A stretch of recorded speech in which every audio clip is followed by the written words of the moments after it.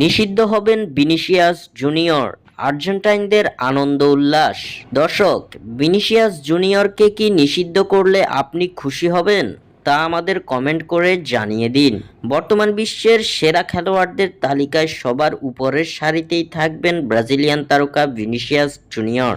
Spanish club Real মাদ্রিদের বর্তমান দলের মেরুদণ্ড বলা চলে এই ব্রাজিলিয়ানকে। রিয়ালের হয়ে হামেশাই ম্যাজিক্যাল পারফরম্যান্সে ভক্তদের মন জয় করে নিয়েছেন ভিনিসিয়াস। শুধু তাই নয়, রিয়াল মাদ্রিদের ডু অর ডাই ম্যাচগুলোতে যেন এক অন্যরূপ ধারণ করে জয় ছিনিয়ে নিয়ে আসেন ব্রাজিলের এই তারকা। তবে রিয়াল মাদ্রিদের হয়ে ক্যারিয়ারটা উজ্জ্বল হলেও ব্রাজিলের হয়ে একেবারে ফিকে পারফরম্যান্স ভিনিসিয়াসের।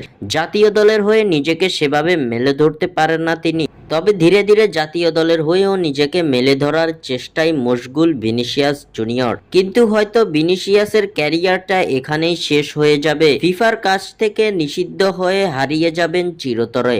হ্যাঁ, ঠিকই শুনছেন, অন্তত 2 বছরের জন্য ফুটবলের সর্বোচ্চ নিয়ন্ত্রণ সংস্থার কাছ থেকে নিষেধাজ্ঞা পেতে পারেন ব্রাজিলিয়ান সুপারস্টার। ভিনিসিয়াসের বিরুদ্ধে ফিফার আন্তর্জাতিক নিয়ম লঙ্ঘনের অভিযোগ উঠেছে। একাধিক ক্লাবের মালিকানায় সম্পৃক্ততা থাকার কারণে ভিনিসিয়াসের বিরুদ্ধে তদন্ত করছে ফিফা। জানা গেছে বর্তমানে 2টি পেশাদার ক্লাবের সঙ্গে জড়িত আছেন ব্রাজিলিয়ান এই তারকা, যা ফিফার নিয়মের বাইরে।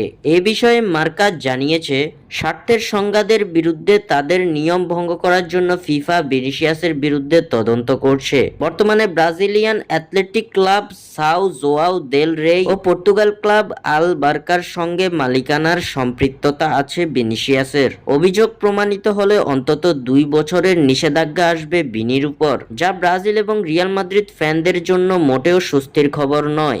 স্বাক্ষর থেকে সাদবিন ইসলাম।